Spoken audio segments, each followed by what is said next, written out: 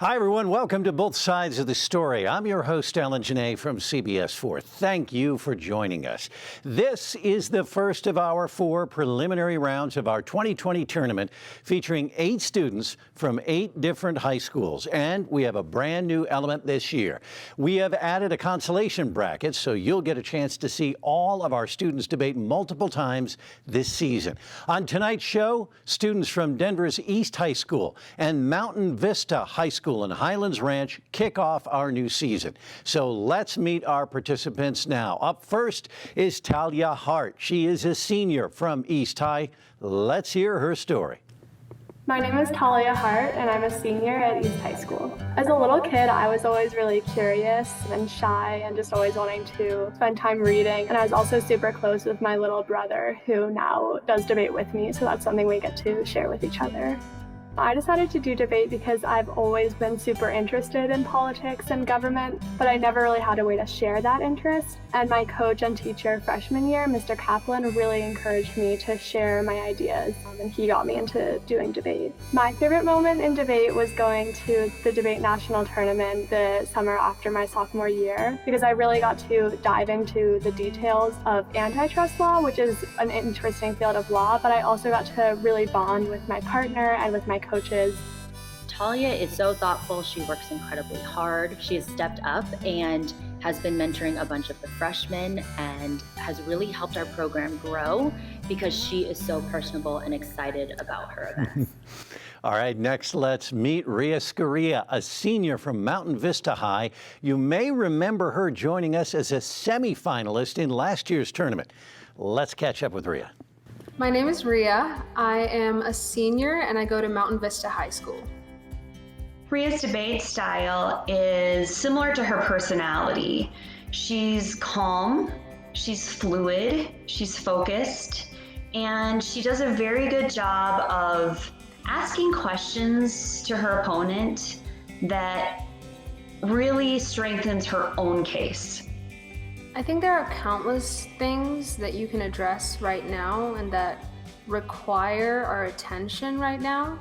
But I think the biggest thing that I would like to focus on, or the biggest thing that's really kind of been hitting me, is the Black Lives Matter movement, everything following George Floyd's death, and actually just the continued injustices against the African American community in this nation. If you love your country, you recognize when your country has gone wrong. And if you love your country, you do what you can as a citizen to improve your country. Well, now you've met them. Also joining us is our special panel of experts who will offer their analysis of the debate today. They are Dominic Dezzutti, host of Colorado Decides, the election debate series produced in conjunction with CBS 4. He is joined by Lucy Haggard, a reporter from the Colorado Sun. So it's great to have you folks ready to go. It's time to set our ground rules now. Each side will present their case, ask each other questions, and have a chance to offer rebuttals. Both students have prepared a pro and a con case for tonight's debate. They won't know which side they'll defend until we have a coin flip right here in our studio. When it's finished, we're going to go to our illustrious panel for questions and find out who they felt offered the best arguments. So let's get started right now. The issue up for debate today is this: should gray wolves be officially reintroduced to Colorado? And let's have our coin flip right now and get it started. So I'm going to give it over to you, Talia, to make the call. Go for it. I'll choose tails. Tails it is. So you're good with this. So you get to choose which side you'd like to debate. Go for it. I'll choose the affirmative. You get the affirmative, and Rhea, you get the negative. Talia, as the proponent during this round, the floor is now yours for 3 minutes. Go ahead. I affirm that gray wolves should be officially reintroduced to Colorado's wildlife for 4 primary reasons. First, wolf reintroduction can reduce Lyme disease. According to the Boston Globe, wolf reintroduction has the potential to limit species carrying Lyme disease, like mice, who pass Lyme on to ticks. Lyme disease infects 600 Coloradans each year with symptoms like overwhelming fatigue and cognitive decline. Wolves would reduce these hundreds of cases by impacting Lyme-transmitting mice. Second, wolf reintroduction should get your ballot because it boosts the economy. Yellowstone studies show that 44% of tourists after wolf reintroduction reported that their primary reason for visiting the park was a hope to see gray wolves. In fact, Yellowstone wolf introduction has brought in $35 million every year to the economies of small towns in Wyoming, Idaho, and Montana, and has created over 6,500 jobs, according to a study by the University of Montana. This massive economic growth would be beneficial for Colorado. Wolf reintroduction could bring millions of dollars to small towns on our northern border, like Walden, Sterling, and Julesburg. Third, wolf reintroduction aids the ecosystem, as proven by the case of Yellowstone National Park. There, wolves boosted biodiversity. According to National Geographic, without wolves, deer and elk populations soar, consume massive amounts of food, and then die off in large numbers from starvation. These trends are happening now in Colorado, and deer and elk are not at their ideal natural populations. With wolves as predators, these boom and bust cycles in deer and elk populations stop, which has two important impacts. The first is lessening the burden of the Park Service. The Journal of Wildlife Management reports that in ecosystems without wolves, park rangers must remove and kill tens of thousands of elk each year, and lay off 20 employees to afford to complete this work. Wolf reintroduction would halt the need for this work. Further, restoring deer and elk populations to equilibrium can help to reduce car accidents in our state. The Department of Transportation reports that deer and elk cause 80% of the 500 wildlife-related car accidents in Colorado each year. Bringing deer and elk populations to natural levels would protect our citizens. Fourth, wolf reintroduction can mitigate the effects of climate change. A study by the University of California, Berkeley found that in climate change-induced warm winters, elk do not die off from the cold, producing food shortages for as many as 66% of elk predators. In the summer, these predators eat animals that typically hibernate in the winter. That means they rely on carcasses. And in Yellowstone, wolves solve this issue by preying on elk and leaving carcasses behind, which provides food for coyotes and eagles through unusually warm winters. As climate change worsens, this is not just beneficial, but necessary. Thus, wolves ought to be reintroduced to Colorado. Thank you. Talia, thank you very much. Now, Rhea, you have 2 minutes for any questions as well as cross-examination, so go ahead. Okay, so just starting off with a couple starter questions, I just have a question as to whether Yellowstone is the best example to compare the effectiveness of reintroducing gray wolves to Colorado. I would say that it is the best example for two reasons. The first is that both National Geographic and the Journal of Wildlife Management explain that because elk and deer populations are super unnatural here right now, and a lot of the problems that we saw before wolf reintroduction in Yellowstone, we're seeing now in Colorado. We can look at Yellowstone as a comparison, but I would also say it's our only comparison. It's really the only place similar to Colorado where wolves have been reintroduced, so it's an accurate place to look to if we want to mirror or see some of the things that might happen here. Okay, so then moving on to your Lyme disease point that you brought up as your first point, is that the most pressing issue that Colorado needs to fix right now or address with the reintroduction of gray wolves? So I would say that that is one of the many reasons that gray wolves should be reintroduced. There are 600 people in Colorado each year who, because of these high populations of Lyme disease transmitting mice who have no predators, which wolves would be, are suffering really bad cognitive decline or fatigue that can even risk heart diseases. And so I would agree that like the 35 million number I give you on tourism, that's probably bigger than the 600 people having Lyme disease. That doesn't mean those 600 people don't really matter. Okay, so linking the climate change point that you brought up at the very end with your Lyme disease point, are there not other more effective or long-term means of fixing those things rather than reintroducing gray wolves, which can be kind of an unpredictable factor? So I would say that gray wolves are the animal that has been found to solve the issue of elk not dying off from the cold in the winter. They're the only predator that doesn't guard their carcasses, so they'll actually eat some of it and leave it. And so people could go in and kill those elk, but that would be a lot of money, and gray wolves are a natural solution. Okay, we're going to have to wrap those questions right there. Rhea, that's your 2 minutes for questions.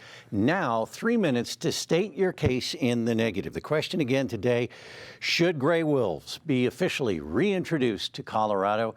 Here you have 3 minutes to make your case. Go ahead. Hi, I'm Rhea Skariah, and I'll be arguing the negation today. Rural populations and voices have repeatedly been alienated and overruled in a wide arena of circumstances. The matter of reintroducing gray wolves to Colorado is no exception. For the first time, the voters in the state are getting to determine the fate of such a controversial species with the addition of Initiative 107 to the ballot. The current stats, according to a poll run by Colorado State University, shows that 84% of Coloradans want gray wolves to be reintroduced. However, quote, one of the problems with doing it as a ballot measure, according to Capitol State Senator Carrie Donovan, a Democrat from Vail and a rancher, is you're going to have the population centers of the state, which by and large don't have direct connections to Western Slope agriculture, making a decision that will not impact them directly. Once again, rural communities have to live with the decision of the urban voters. So our duty as voters is to educate ourselves and understand the implications of our vote on rural communities regarding this issue. For these reasons, I stand in firm negation of the resolution to reintroduce gray wolves to Colorado. It's no surprise that there have been a couple of wolf sightings recently, which has left ranchers and those in the livestock industry on edge. Further promoting artificial gray wolf reintroduction into Colorado would demand even more of our rural communities. According to the Denver Post, because the federal government still protects wolves as an endangered species, ranchers legally cannot kill or harass a wolf, even if it's attacking a calf, without risking jail time and a $100,000 fine. There's nothing that ranchers can do within legal parameters to mitigate the effects of gray wolves on their livestock without paying a significant price. In the era of COVID-19, the livestock industry cannot afford to take a hit. A study conducted by a team of agricultural economists led by Daryl Peel, Breedlove Professor of Agribusiness and Extension Livestock Marketing Specialist at Oklahoma State University, says that the finding estimates cattle industry losses will reach $13.6 billion due to COVID-19. We do not need a new gray wolf population to further worsen that reality. The immediate counter to that argument would be to cite Initiative 107 and its promise to compensate ranchers for their livestock losses. However, a lot of the promises are simply words on paper, and their applicability comes into question. According to Compete Colorado, the proposed initiative requires payment of, quote, fair compensation for wolf depredation from Wildlife Cash Fund. But the existing wildlife damage compensation law cited in the ballot measure says only that the state shall attempt to reach an agreement with the claimant upon an amount of settlement. If no agreement can be reached, the claimant has to sue the state for damages in small claims court, where the limit on damages is $7,500, and there is no guarantee of success. So as much as Initiative 107 claims to have figured out the how, and as romantic of an idea as reintroducing the gray wolves to Colorado seems, it is simply not feasible and works at a complete odds against our rural communities, ranchers, and the livestock industry. Clearly, there are overwhelming flaws and loopholes of the argument for reintroduction. Therefore, I stand in firm negation in today's debate. Arguing against the idea of reintroducing wolves in Colorado. That's Rhea Skariah. Now, Talia Hart, you have 2 minutes for questions and cross-examination. Go ahead. So you start out with this idea that ranchers will be disincentivized from protecting their livestock because they could be fined. In places where wolves have been reintroduced, like Wyoming and Montana, has this happened? See, that's where the case is different. Where in Wyoming, the gray wolves have been delisted from the endangered species list, so that statistic does not apply in Wyoming as opposed to Colorado. So in Wyoming, gray wolves were on the endangered species list between the years of 2013 and 2017. During those years, were ranchers disincentivized from killing wolves? And then do you know if in other states where wolves are still on the endangered species list, are ranchers actually disincentivized from protecting their livestock? I'm not sure about how it works in Wyoming, but I know for sure with the gray wolves being on the endangered species list, especially for Colorado, that ranchers would have to pay that $100,000 fine and even serve jail time, and also not receive a fair compensation for their livestock losses, according to Initiative 107 and the loopholes in that. Okay, so then on your idea about like if we vote for this as a ballot measure, it's just going to give a lot of disproportionate power to people in cities. Are we arguing about whether the ballot measure should pass or just about whether it's beneficial to have wolves here or not? So that's a very good argument. However, the reason why we're arguing this is because this is going to show up in the November ballot. And in terms of reintroducing gray wolves, this is a plan. Initiative 107 is a plan that the state would carry out.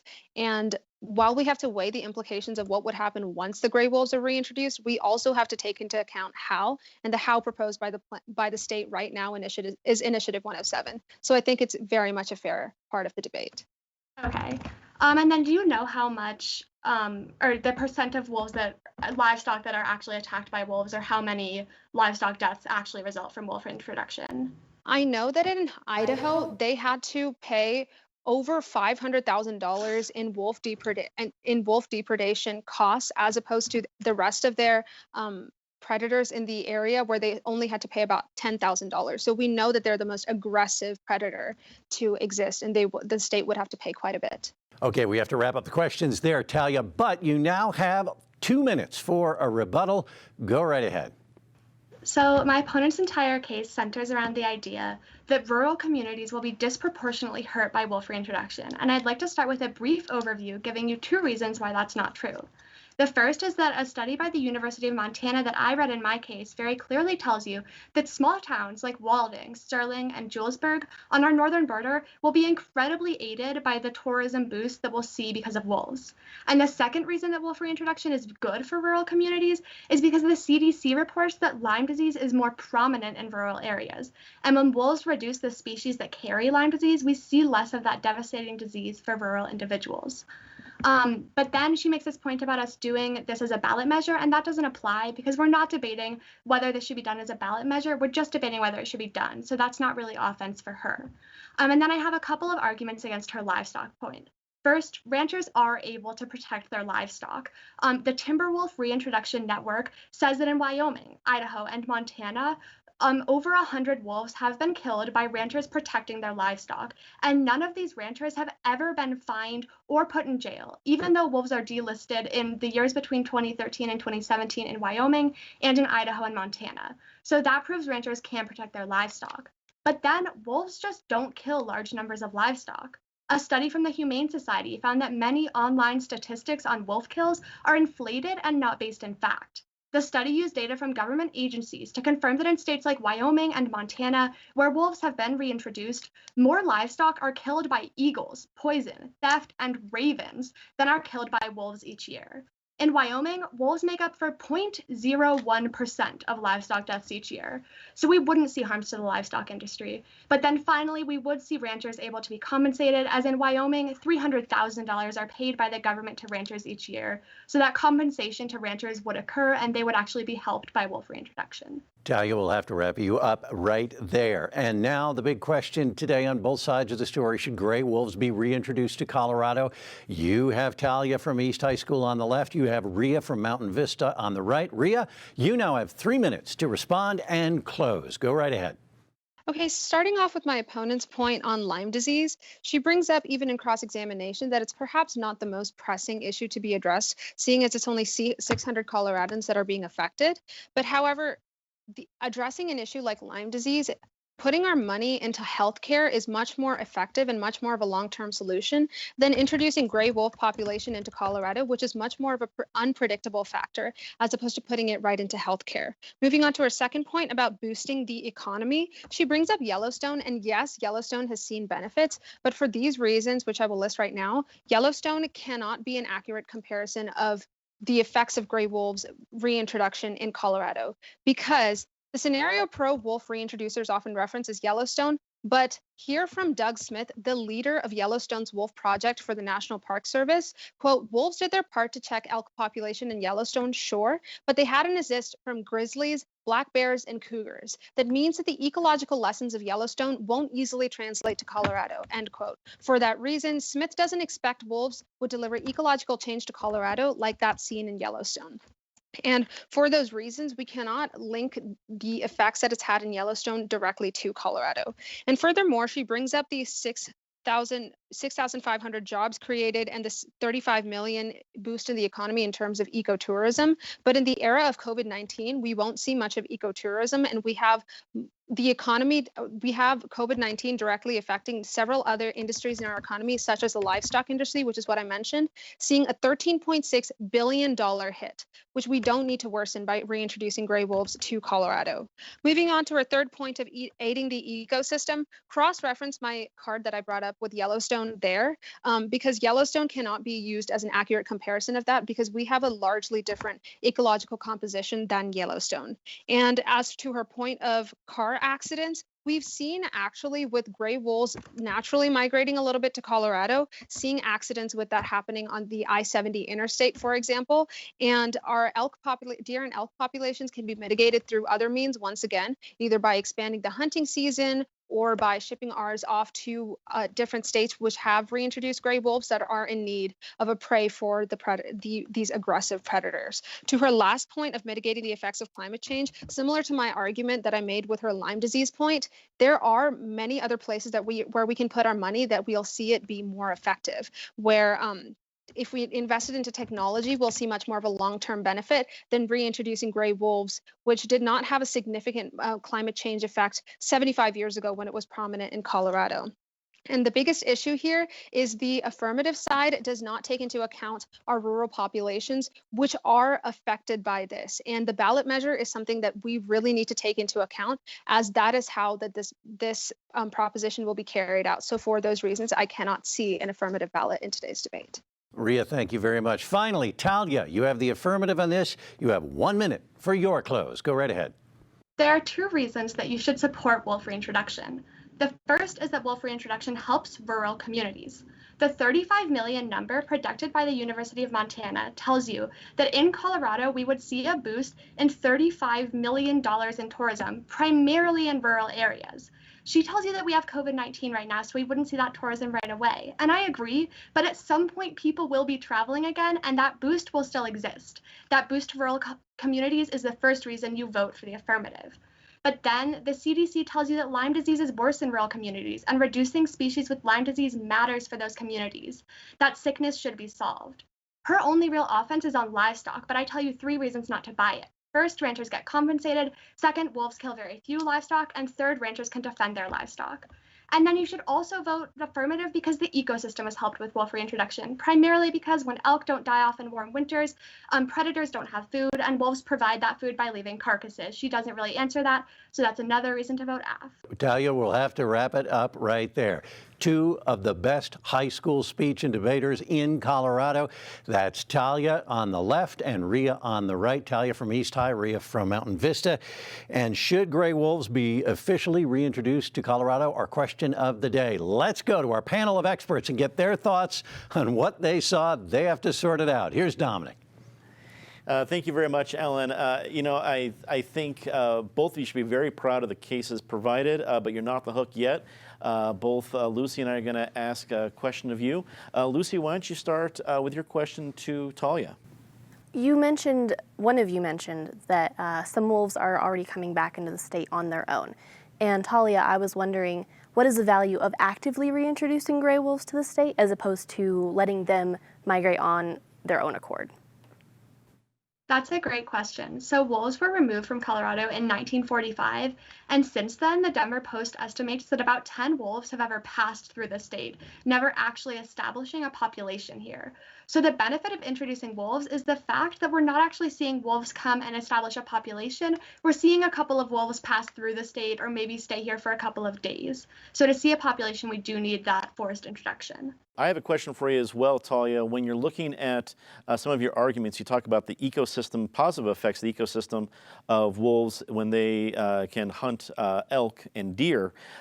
Cannot that same benefit be attained by just increased hunter licenses to regular Coloradans, which would then harvest the meat and then also solve these ecosystem issues?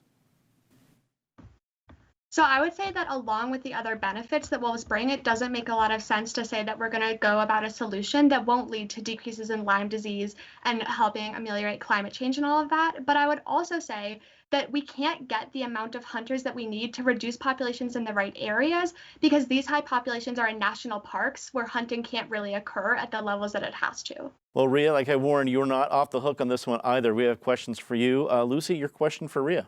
Rhea, you've mentioned a lot about the impact that wolves could have on rural ranchers and their livestock. I'm wondering how you might be able to compare that to the impact of other predators, such as bobcats, cougars, and other sorts of natural predators that occur in Colorado right now.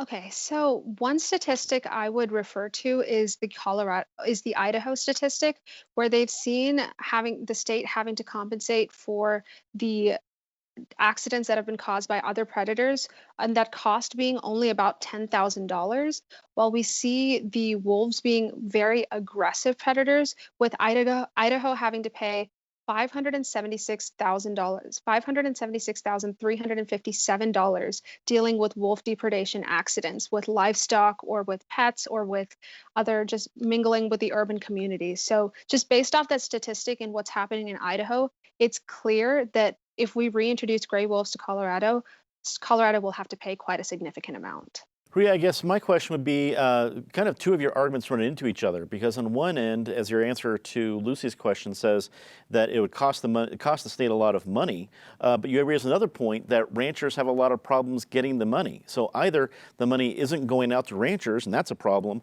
or the state is actually handing out a lot of money, and that negates the other problem. Do your two arguments conflict?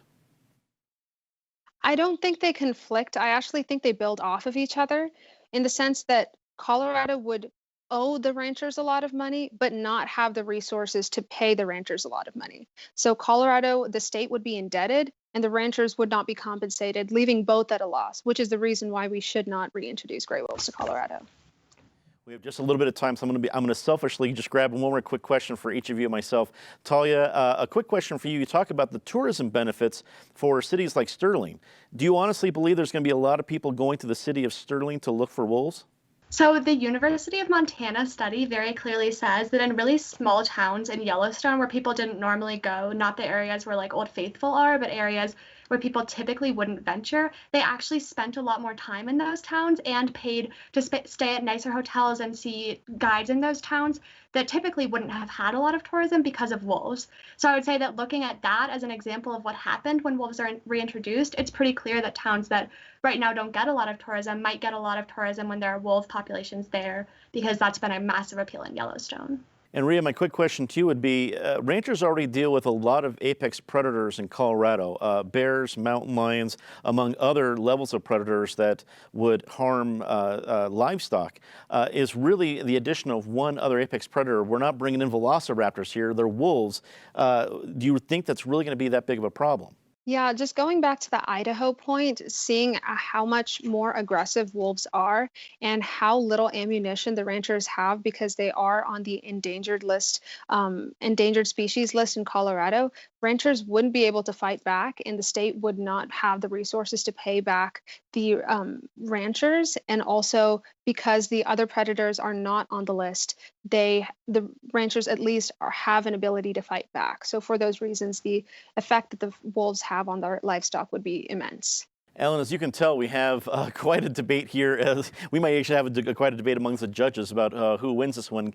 Give us a minute. Let us see if we can figure it out. All right, and I'm looking forward to another debate about velociraptor reintroduction too, Dominic, down the line. Hey, we're going to give our panel a moment to consider who they felt won this debate, and that'll give me a moment to let you know that this kicks off a whole new expanded season of both sides of the story. Our 2020 tournament will feature 12 total debates, including a full consolation bracket, so you'll get a chance to see all of our students debate multiple times this fall. And to catch up on any episodes, you can go to pbs12.org. All right, panel, let's have your decision.